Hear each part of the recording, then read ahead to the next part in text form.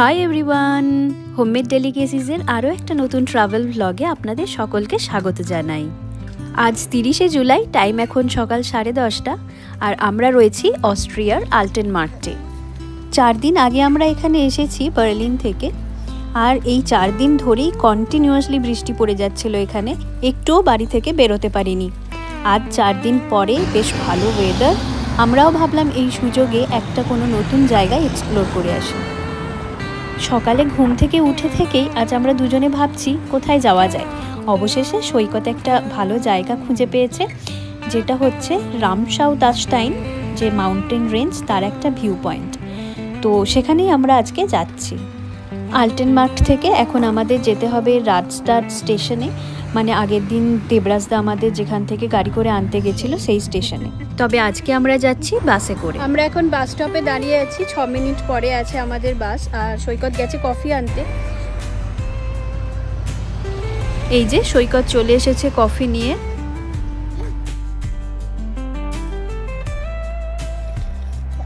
জায়গাটা দেখুন একবার, কি সুন্দর।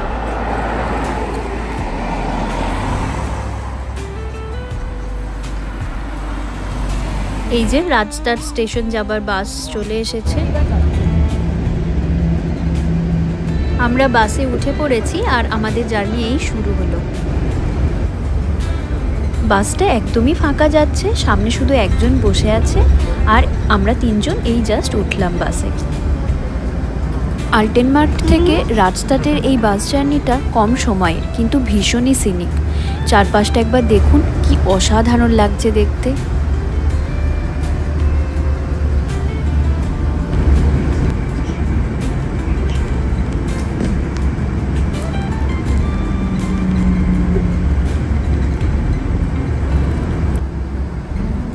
পপার কোলে চেপে ভিউ এনজয় করতে করতে ম্যাডামের কিন্তু ঘুম পেয়ে গেছে। এই হচ্ছে রাডস্টাড স্টেশন। আগের দিন আমরা এখানেই এসে নেমেছিলাম, আর দেবরাজদা আমাদের নিতে এসেছিল। এই যে এখানে গাড়ি রাখা ছিল, এই স্টেশনে আমরা এখন ঢুকছি। আমরা এখন রাডস্টাড স্টেশনে রয়েছি। আজকে কিন্তু রোদের জোর ভীষণ, এখনও ট্রেন আসতে একটু টাইম লাগবে, তো ভাবলাম আপনাদের একটু স্টেশনের চারপাশটা দেখিয়ে নিই।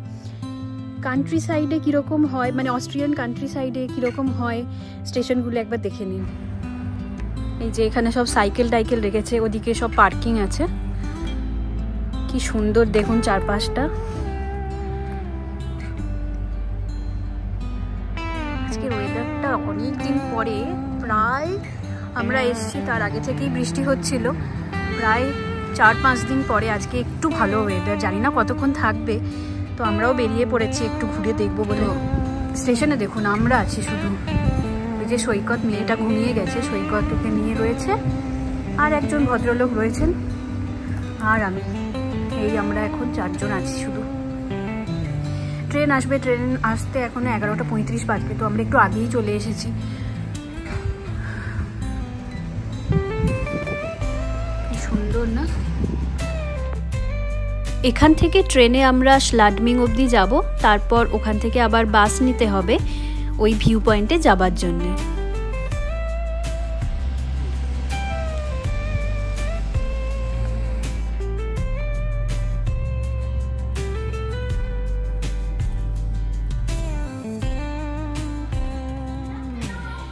ওয়েট করতে করতে আমাদের ট্রেন চলে এসেছে টাইমে। ঘড়িতে এখন ঠিক 11:35। রাডস্টাড থেকে স্লাডমিংয়ের উদ্দেশ্যে আমাদের এই ট্রেন জার্নি স্টার্ট হলো। ট্রেনের ভেতরটা একবার দেখুন, এদিকে সব কেবিন করা আছে, আমরা আর ভিতরে ঢুকিনি, আর বাইরের ভিউ হচ্ছে এরকম। স্লাডমিং অবধি যেতে আমাদের 15-20 মিনিট মতো টাইম লাগবে। বাইরেটা এত সুন্দর লাগছে, চলুন একসাথে ভিউ এনজয় করি।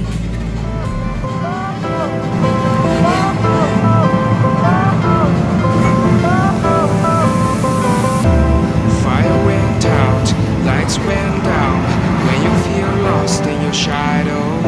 Don't feel alone, don't scream so loud. We are living in this cruel world, broken but strong, gotta move on. You're not a bakery of life. এই জাস্ট আমরা স্লাডমিং স্টেশনে নামলাম ট্রেন থেকে। এই স্টেশনটাও দেখুন কি সুন্দর, চারপাশে পাহাড়ে ঘেরা। এই স্টেশনটাও ছোট, কিন্তু এখানে প্ল্যাটফর্ম রয়েছে। আর ওই যে দূরে দেখুন একজন প্যারাগ্লাইডিং করছে, কি সুন্দর লাগছে দেখতে। এখন আমরা স্লাডমিং স্টেশনের বাইরে যে বাস স্টপ সেখানে ওয়েট করছি। এখানেই আসবে রামসাউ দাগস্তাইন ভিউ পয়েন্টে যাবার বাস। এই যে চলে এসেছে বাস নাম্বার 960, এটাতে করেই আমরা যাব। তো চলুন উঠে পড়া যাক বাসে। রামসাউ দাগস্তাইনে সেই বিউটিফুল সিনিক বাস জার্নি আমাদের শুরু হলো। একটু একটু করে আমরা পাহাড়ের উপরে উঠছি।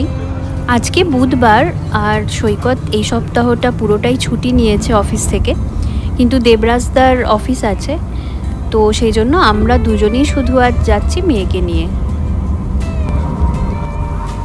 আজ ওয়েদার ভালো, আকাশ পরিষ্কার, আর আমরা কি অসাধারণ ভিউ পাচ্ছি।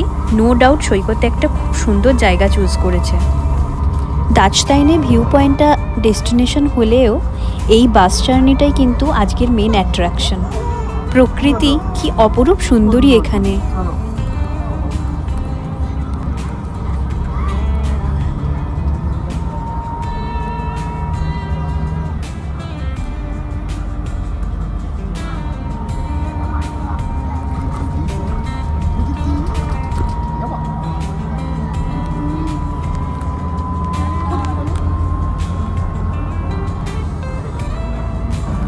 এই এরিয়াটা পুরোটাই আসলে স্কি রিজিয়ন। এখানে আশেপাশে অনেক স্কি রিসর্ট আছে, আর শীতকালে চারপাশ একদম বরফে ঢেকে যায়, তখন জায়গাটা স্কি লাভারদের প্যারাডাইস হয়ে ওঠে। দূরে পাহাড়ের চূড়াগুলো দেখুন একবার, কি অপূর্ব লাগছে। বাসের কিছু কিছু প্যাসেঞ্জারকে দেখলাম মাঝের বিভিন্ন স্টপে নেমে যেতে। ওনারা একদম প্রিপেয়ার্ড হয়ে এসেছেন, বাকি রাস্তাটা হাইক করে যাবেন ভিউ পয়েন্ট অবধি। এখন আর বকবক করছি না, চলুন বাকি বাস জার্নিটা একসাথে এনজয় করি।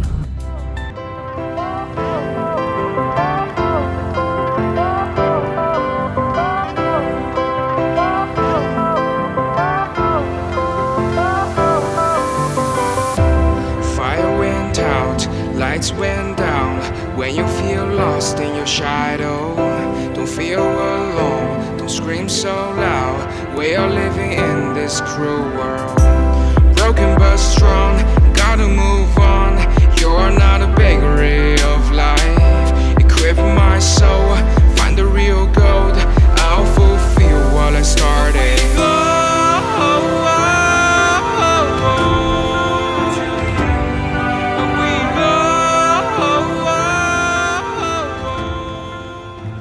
এই জাস্ট আমরা রামসাউ দাগস্তাইনে ভিউ পয়েন্টে এসে পৌঁছালাম। ওই যে আমাদের বাস এখনো দাঁড়িয়ে আছে। প্রায় 40-45 মিনিট মতো টাইম লাগলো আমাদের বাসে আসতে স্লাডমিং স্টেশন থেকে। চলুন চারপাশটা কেমন লাগছে আপনাদের দেখাই। ওই যে দূরে একটা নীল বিল্ডিং দেখা যাচ্ছে, যার সামনে অনেক লোক লাইন দিয়ে আছে। ওখান থেকে রোপওয়ে করে দাগস্তাইন গ্লেসিয়ারে যাওয়া যায়। সেটা আরও অনেকটা উপরে, প্রচণ্ড ঠান্ডা এখন ওখানে। আমাদের মেয়েকে নিয়ে এখন যেতে প্রবলেম হবে, প্লাস দেবরাজদাও আসেনি আজকে, তো ওটা একসাথে যাবারই আমাদের প্ল্যান আছে, পরে কোনো একদিন হবে। আর ওখানে কিন্তু বুকিং আর রেজিস্ট্রেশন আগে থেকে করে রাখতে হয়।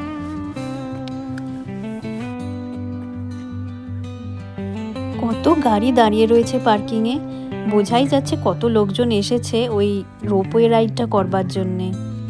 পাহাড়গুলো দেখুন এখান থেকে কি অদ্ভুত সুন্দর লাগছে। আমরা এই ভিউ পয়েন্টে কিছুটা সময় কাটিয়ে নেক্সট বাসে ফিরে যাচ্ছি স্লাডমিং স্টেশনে। আসার সময় বাসে যে টিকিট কেটেছিলাম তাতেই রিটার্ন টিকিট ইনক্লুডেড ছিল।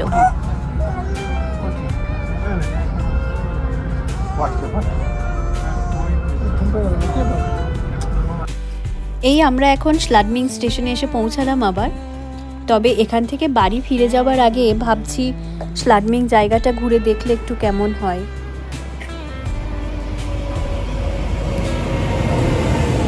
যেমন ভাবনা তেমন কাজ, আমরা তিনজনে বেরিয়ে পড়লাম পায়ে হেঁটে স্লাডমিংয়ের এই এরিয়াটা একটু এক্সপ্লোর করব বলে।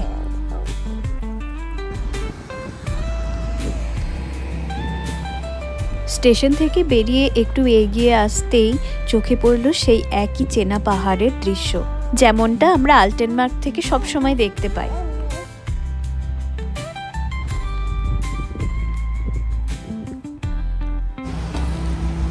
নদীর আওয়াজটা শুনতে পাচ্ছেন? কি স্রোত নদীতে, আওয়াজ থেকে কিন্তু বোঝা যাচ্ছে বেশ ভালো স্রোত আছে নদীতে। ওই যে স্রোতের জন্যই দেখুন ওই যে রিভার র্যাফটিং করছে। এই নদীটার নাম হচ্ছে এন্স নদী। এই একই নদী আলটেনমার্কটের উপর দিয়েও বয়ে গেছে।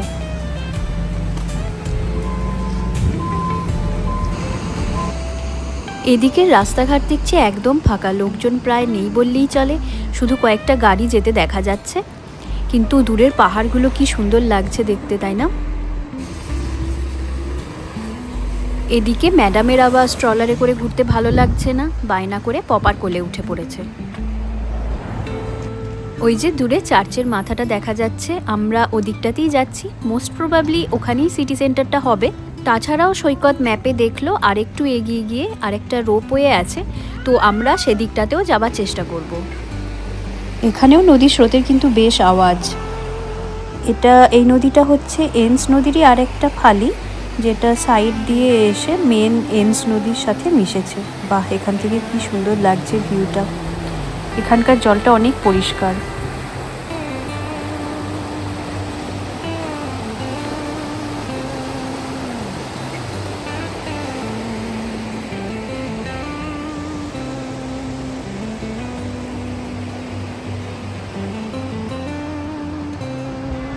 হ্যাঁ, তো আমরা এখন এই ভবঘুরের মতো ঘুরে বেড়াচ্ছি।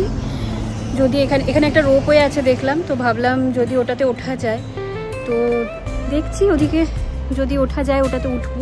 কারণ আমাদের সাথে স্ট্রলার আছে, তো স্ট্রলার নিয়ে উঠতে হয়তো একটু প্রবলেম হবে। কিন্তু এখানে ঘুরতে ঘুরতে আমরা একটা খুব সুন্দর জায়গায় চলে এসেছি। দেখুন একবার চারপাশটা কেমন, একবার অলিগলিগুলো একবার দেখুন কি সুন্দর লাগছে। আর এই যে এখানে একটা চার্চ আছে, এটাই মেন সিটি সেন্টার মনে হচ্ছে। তো এই যে এখানে দুজনে এখানে ওয়েট করছে আমার জন্য। আর এই হচ্ছে চার্চটা,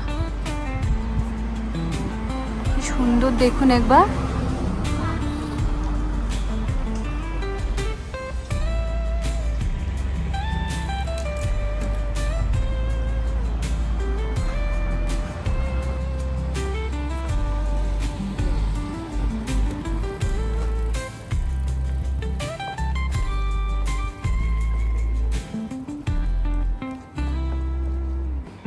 সিটি সেন্টারে একটু সময় কাটিয়ে আমরা এবার ফিরে যাচ্ছি।